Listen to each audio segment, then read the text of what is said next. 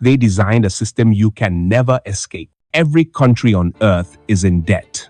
The United States owes around $38 trillion. Japan owes trillions. Global debt is more than $315 trillion, roughly 3 times the size of the entire world economy. The numbers are so huge, they stop looking real. But here is the paradox that should unsettle you. If everyone owes money, who are they all owing it to? When you follow the chain of creditors, when you trace who actually holds the bonds, you discover something disturbing. The world doesn't owe money to some mysterious outside entity. The world owes money to itself. Yet the flow of interest is not neutral. It is engineered to move in one direction, upward. That design was not an accident. Across 3 centuries, 4 men, William Paterson, Nathan Rothschild, J.P. Morgan, and Paul Volcker, each added a piece to a machine. They didn't sit in the same room, but their decisions locked governments into a system where debt is never repaid, where states borrow forever, and where the architect's successors profit from every crisis, every bailout, every tax dollar routed to debt service. Before 1694, royal debt was crude and finite. Kings borrowed from merchants or nobles, promised repayment, and if they couldn't pay, they defaulted. Creditors lost money, reputations were damaged, and the system reset. Painful, but temporary. Debt ended either repaid or written off. William Paterson shattered that pattern. England was at war with France. The treasury was empty, tax revenues insufficient, and traditional lenders were wary because England had defaulted before. Paterson offered a radical deal. A group of merchants would lend the government £1.2 million. The interest would be 8% per year, guaranteed by Parliament. But the principal never repaid. To manage this arrangement, Paterson proposed a new institution, the Bank of England. Merchants deposited their gold. The bank lent it to the government. The government paid interest from future taxes, and the lenders received tradable banknotes claims that could circulate as money. This was the breakthrough. National debt as a permanent fixture, not a temporary emergency. The government got endless funding. Merchants got an annuity backed by taxes, and the Bank of England was allowed to issue paper money against government debt. Debt stopped being a problem to solve. It became the engine of the monetary system. How the trap became global and infinite. Paterson made government debt permanent. Nathan Rothschild made it inescapable. In the early 1800s, European states had embraced borrowing, funding, wars, infrastructure, and operations, but loans were fragmented. Each deal was negotiated separately. Rates varied, and only a small elite could participate. Rothschild changed that. With 5 brothers running banks in London, Paris, Frankfurt, Vienna, and Naples, the family built a financial network no government could match.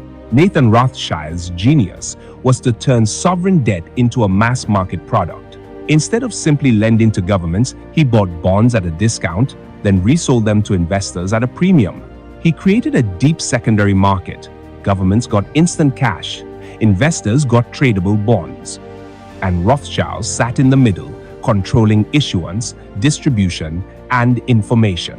At Waterloo in 1815, his private couriers brought news of Napoleon's defeat before anyone else in London. Nathan allegedly sold British bonds first, spooking the market, then bought huge amounts at panic prices. When victory became public, bond prices soared. Whether the legend is embellished or not, the message is clear. Control the flow of information, and you control the sovereign debt market. The deeper effect was structural. When bonds could be freely traded across borders, a British bond might be held by a French investor pledged to a German bank backing a loan to an Austrian aristocrat. Debt ownership became so entangled that default by one government threatened many others. Default was no longer just refusing to pay a lender. It was risking systemic collapse. Governments were locked into continuous payment, rolling old debts into new ones.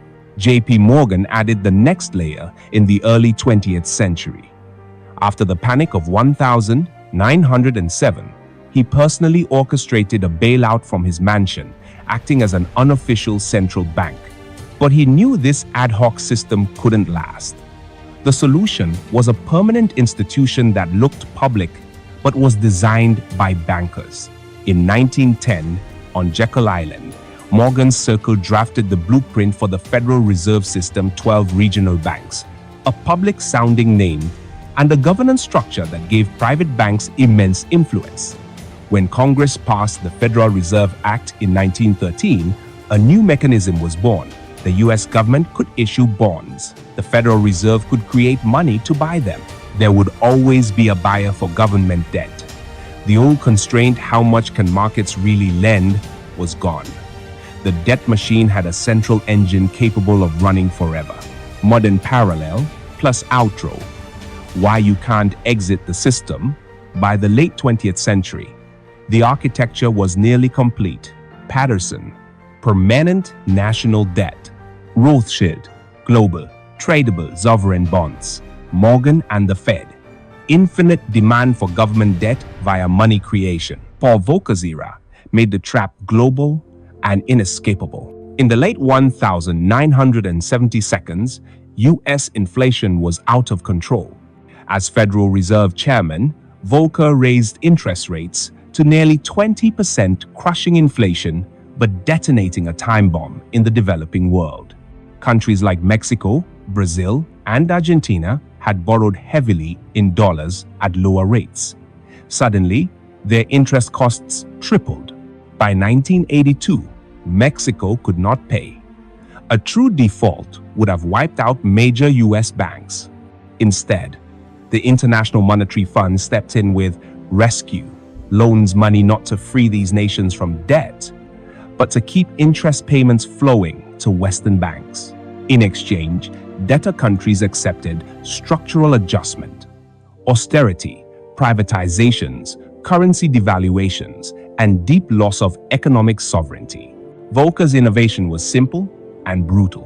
When debt becomes unpayable, you do not forgive it. You restructure it, attach conditions, and keep the interest flowing. Today, the result is a world owing $315 trillion. The US alone owes around $38 trillion. Japan, Europe, China all run versions of the same model. Government bonds sit on the balance sheets of pension funds, insurance companies, mutual funds, central banks.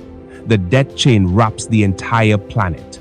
If governments tried to pay it all off, the money supply would implode, triggering depression and collapse.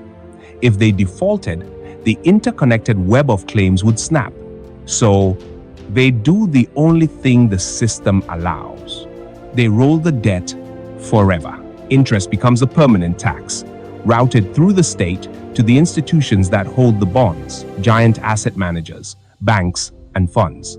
For them, $38 trillion isn't a crisis. It's a business model. The four architects never met, but their legacies interlock. Debt that never dies. Markets so entangled default is unthinkable. Central banks that can always create new money to buy new bonds. International institutions that enforce payment even when nations cannot breathe. You are told that public debt is a mistake, a problem to solve. In reality, for the system's designers and beneficiaries, debt is the product, and interest is the rent we all pay to live inside their design. Who is actually owed the invisible rent? We talk about $38 trillion in US debt like it's a bill hanging over the nation's head. But to understand the trap, you have to ask a simple question. If the US owes $38 trillion, who is on the other side of that number? Roughly half of it, around $20 trillion, is owed to the public. That sounds abstract. In reality, it means pension funds managing retirements, insurance companies parking premiums, mutual funds and ETFs used for savings, commercial banks, and, crucially, the Federal Reserve itself. They all hold treasury bonds because the system labels them risk-free. Those bonds pay interest, roughly hundreds of billions to around $1 trillion per year. Where does that interest come from? From taxes. Workers, consumers, small businesses send money to the government. The government routes a slice of that money every single year to bondholders. On paper, it's called debt service. In practice, it's a continuous transfer from labor to capital, from taxpayers to institutions. The other chunk of US debt, roughly the remaining $18 trillion, is owed to entities inside the government itself. The Social Security Trust Fund, the Medicare Trust Fund, other internal accounts. These programs lent their surpluses to the Treasury. The money was spent. Now the government owes itself. But when Social Security needs that money back to pay retirees, the Treasury has only three options: raise tax, cut other spending, or borrow even more. It's a shell game, played with IOUs inside the state. The labels change, but the direction of the flow does not. Interest still pushes upward. Scale this pattern to the entire world. Japan's government owes trillions, mostly to Japanese banks and the Bank of Japan. Europe owes trillions to its own financial system and the European Central Bank. China's government debt is largely held by state banks. Each country owes itself, but through institutions that collect interest, fees, and control, and the links cross borders. Japan holds US treasuries. The US and Europe act through the IMF and World Bank to hold developing world debt. Global asset managers BlackRock, Vanguard, State Street, Fidelity sit on top of this web, managing tens of trillions, buying sovereign bonds with pension money, retirement money, insurance money. They are not villains in a movie. They are simply the logical winners of a system where debt is never repaid, interest never stops, and the entire planet is both debtor and payer at the same time. Why you can't exit, and what that really means. Here is the final twist that makes the system feel like a prison. It cannot be unwound without breaking everything built on top of it. Imagine, in theory, that the US decided to be responsible and pay down its $38 trillion in full. Treasury bonds are not just IOUs. They're the backbone of the dollar system. Banks use them as collateral. Funds use them as safe assets. The Federal Reserve uses them to control the money supply. When the government borrows, new money is effectively created. If the US tried to reverse that and pay off the debt, the money tied to that debt would disappear. The result? A collapsing money supply, brutal deflation, and a depression that would make the 1,930 seconds look mild. Globally, the situation is even more extreme. Government, corporate, and household debt together make up that $315 trillion figure. If every major government started paying down aggressively, the world's money stock would shrink by an enormous fraction. Trade would cease, banks would fail, markets would implode. So the system cannot allow genuine repayment. It can only roll. Debt matures, new debt replaces it, interest keeps flowing. That is why every crisis ends the same way. More central bank intervention, more bond buying, more restructuring. Not forgiveness, more stimulus funded by new borrowing. The architects didn't operate as a secret cabal. They were solving immediate problems in ways that consistently favored creditors. Patterson made started debt permanent. Rothschild made it global and entangled. Morgan gave it a central engine through the Fed. Volcker and the IMF made it unforgivable and disciplinary. Together, these choices produced a world where governments must borrow to keep money flowing. Defaults are politically and systemically unacceptable. Central banks stand ready to create money to buy debt ordinary people pay, silently, through inflation, taxation, and reduced public services. You are told that public debt is an unfortunate side effect, that it's a problem policymakers are trying to solve. But from the system's perspective, debt is not a bug. It is the operating system. It is the scaffolding on which modern finance, retirement systems, and global capital flows are built. And every interest payment, every dollar of debt service in every national budget is the rent humanity pays to live inside a machine built over 300 years by bankers, statesmen, and technocrats. A machine you never voted for, but cannot easily leave. The question isn't, when will they pay off $38 trillion? The real question is, how long can a civilization run on a system where escape is impossible and the rent never stops? The system's final form. A world built on endless promises. We like to imagine that money is something solid gold, paper, digits backed by productivity. But in the current architecture, money is largely the shadow of debt. Every dollar, euro, yen, or yuan is balanced by a promise to repay somewhere in the system. This is why global debt keeps rising, decade after decade, regardless of who is in office, which party wins, or what reforms are announced. The system requires more debt in the same way a living organism requires oxygen. When the flow slows, the system suffocates. When it contracts, panic spreads. Think about the mechanics. Governments issue bonds. Financial institutions treat those bonds as safe assets. Central banks buy those bonds with newly created money. That money flows into financial markets, credit lines, mortgages, and corporate loans. If government stopped issuing debt, the entire chain would break. No new collateral, less liquidity, shrinking money supply. Debt isn't the flaw. Debt is the foundation. This is why you see political fights over budgets, but never a realistic attempt to eliminate debt.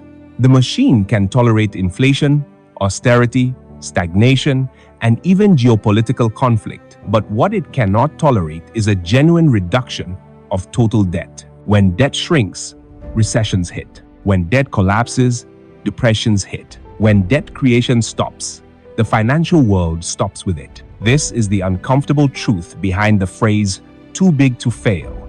It's not just banks.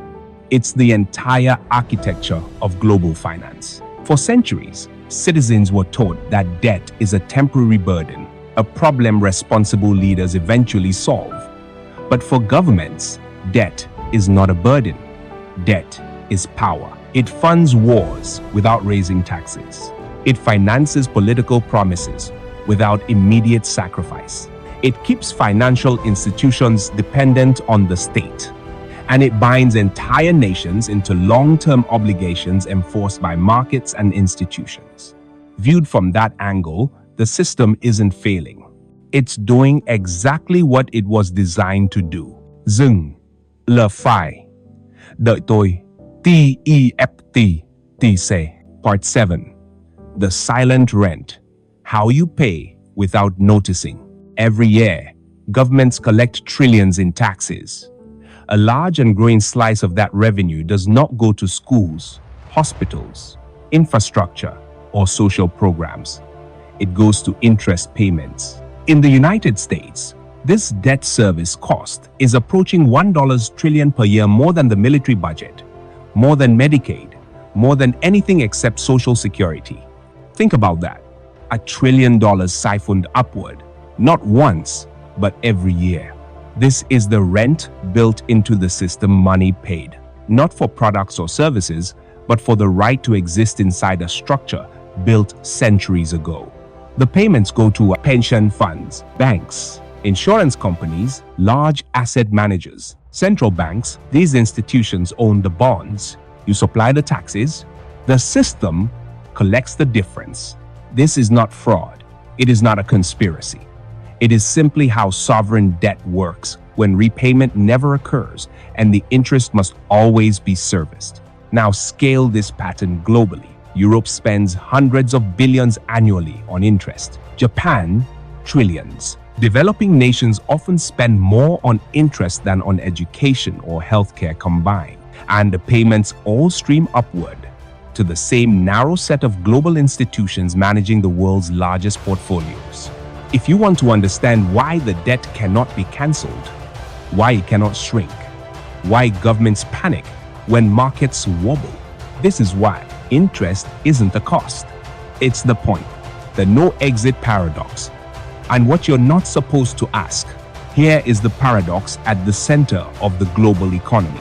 If governments paid off all their debt, the money supply would collapse. If governments defaulted on their debt, the financial system would collapse. If governments keep borrowing, the debt grows forever. There is no exit that doesn't trigger catastrophe. This isn't because policymakers are incompetent. It's because the architecture was built to remove exit from the menu entirely.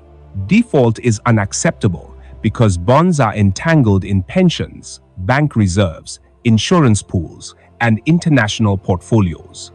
One nation's default becomes every nation's crisis. Repayment is unacceptable because modern money is born from government borrowing. Removing debt removes money, and endless borrowing is dangerous because interest compounds forever slowly, making the state dependent on its creditors. So the system settles into a narrow corridor. Keep borrowing, keep rolling the debt, keep paying interest, keep the machine alive. If you ever wondered why government debt always rises across left-wing governments, right-wing governments, dictatorships, democracies, monarchies, and parliaments, this is why. It's not ideology. It's architecture, the reveal, the machine they built. Now that you've seen the parts, here is the system in its final form. 1694. William Paterson creates permanent sovereign debt. Principal is never repaid. Interest flows forever. Debt becomes money. 1815. Nathan Rothschild globalizes and entangles sovereign debt. Default becomes too dangerous to permit. 1913. J.P. Morgan and the Federal Reserve enables infinite borrowing. Central banks can always create new money to buy government bonds. 1982. Paul Volcker and the IMF makes debt unbreakable. When countries cannot pay, they are restructured, not forgiven, so interest keeps flowing. Four men, 3 centuries, one architecture, a world where governments borrow forever, citizens pay forever, institutions collect forever, and nobody can escape without collapsing the system. The debt trap isn't a crisis. It's a design, the end game. Why the system survives, and you must not notice. For most people, debt looks like a countdown, something that must eventually hit zero or spark disaster. But in the architecture you've just seen, debt is not a countdown. It's a circulation loop. The loop works like this. Governments borrow money by issuing bonds. Financial institutions buy those bonds. Central banks stand ready to buy the bonds from those institutions with newly created money. Governments spend the borrowed money into the economy. Taxpayers pay interest on that borrowed money. Institutions collect the interest and use it to buy more bonds. A cycle, not a path. A loop, not a destination. And because the loop feeds itself, the total debt must grow over time. A shrinking debt load would cause shrinking money supply, shrinking liquidity, falling asset prices, deflation and depression. No government, central bank, or institution can allow that. So the loop expands. Here is what makes the system feel inescapable. You do not vote on government borrowing. You do not vote on central bank asset purchases. You do not vote on interest payment. Yet you pay the tax bill, you bear the inflation. You face the consequences of crises. Meanwhile, the system itself remains untouched because the architecture does not rely on your approval, only on your participation. Your labor, your taxes, your savings, they are the fuel. The loop extracts value quietly, consistently, structurally, And this is why governments across the world, regardless of ideology, always behave the same when crisis hits. Borrow more, print more, restructure more. Rescue the system to keep the loop alive. The debt doesn't end. It compounds. The loop always wins. The human cost. What living inside the machine really means. It's easy to think about debt as abstract numbers on a screen in Washington, Brussels, Tokyo, or Beijing. But the effects are not abstract. You feel them in higher prices, stagnant wages, cuts to public services, rising retirement age, taxes that never fall, housing that gets farther out of reach. All of these are symptoms of a system that constantly reallocates purchasing power to service interests. The interest is invisible, but the consequences are not. $1 trillion in U.S. debt service does not vanish into the sky.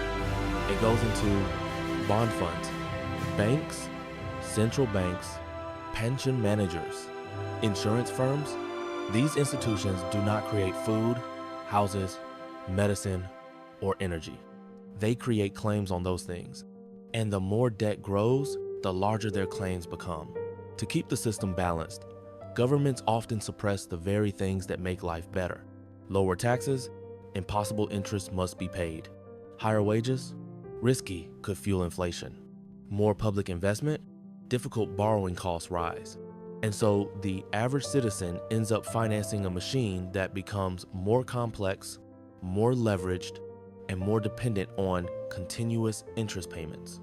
This is the human face of the debt trap, not conspiratorial, simply structural, simply designed. The philosophical ending, what they built, and what you must see when you zoom out across 300 years, something becomes clear. The modern economy didn't emerge naturally.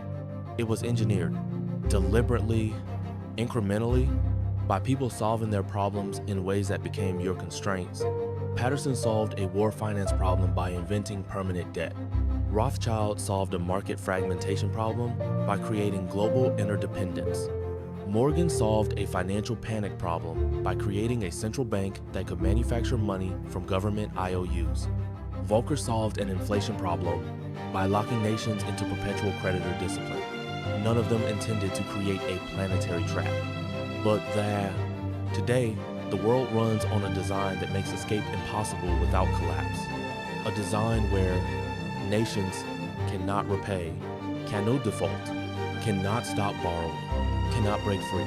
A design in which interest becomes the quiet rent civilization pays to keep its financial structure standing. When you understand this, you stop asking the wrong questions. Why don't they pay off the debt? Why does every country owe so much? Why are we always in deficit? The correct question is, why was the system designed so that debt must never end? And when you answer that, you see the world differently. You see power differently. You see money differently. Because the truth is simple and unsettling. Debt is not a burden. Debt is the architecture, and interest is the price of admission. Everything else, the politics, the rhetoric, the fear, is noise. The machine runs as designed. The real lesson is not panic. It is clarity. Once you see the structure, you cannot unsee it. And only then can you navigate it. This is the system they built. A system you were born into. A system you can never fully exit. But now, at least, you can finally see it.